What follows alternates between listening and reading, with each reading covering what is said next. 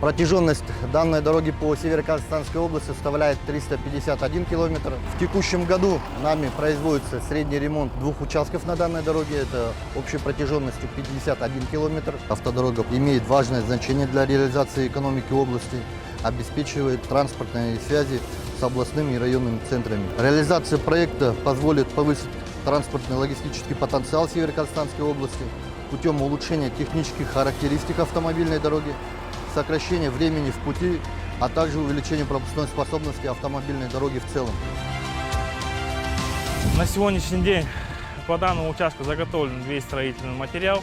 Работа выполняется с опережением графика работ. На данном участке имеется 30 единиц дорожной строительной техники. Идут к завершению работы по устройству покрытия. Средний ремонт произведен методом холодного рециклирования с добавлением фрезерования существующей дорожной одежды, добавлением нового материала.